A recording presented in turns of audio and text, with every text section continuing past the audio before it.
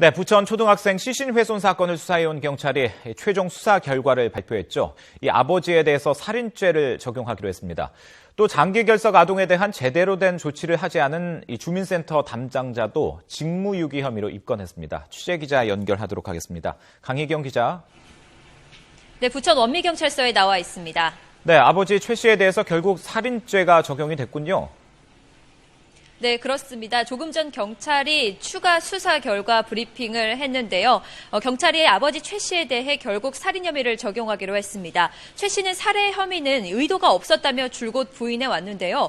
경찰은 아버지 최 씨가 이러다간 아들이 죽을 수도 있겠다라는 것을 생각하며 폭행한 점, 사망 이후 범행을 은폐하기 위해 잔혹하게 사체를 훼손한 정황 등을 종합할 때 살인의 미필적 고의를 인정하기에 충분하다고 판단했습니다.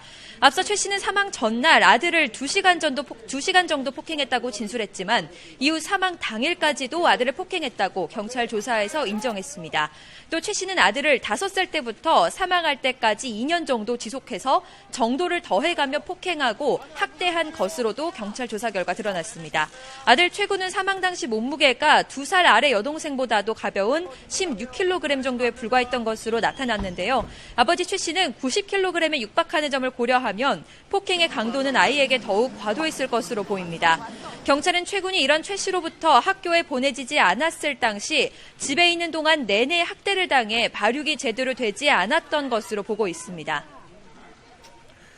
네, 오랫동안 학교에 가지 않았던 아이를 제대로 찾지 못한 점도 일정 부분 책임이 있다고 할 수 있을 것 같은데 이와 관련해서 주민센터 관계자도 함께 입건이 됐군요.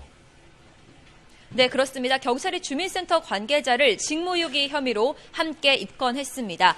피해 아이는 6개월 이상 학교에 나가지 않았던 장기 결석 아동이었는데요. 초등학교 측이 이를 주민센터에 통보했지만 주민센터가 제대로 된 조치를 취하지 않았다는 겁니다. 초등학교에서 주민센터에 이 사실을 통보하면 주민센터는 학생의 주거지를 방문해 실제 거주하는지 여부를 확인한 다음 그 결과를 교육청에 통보해야 하지만 아무런 대응을 하지 않았던 겁니다. 결국 이런 방임이 이번 비극의 한 원인으로 꼽히고 있는데요. 이들 밑에서 함께 자랐던 초등생 여아에 대한 피의자 부부의 친권은 지난 18일 정지됐습니다.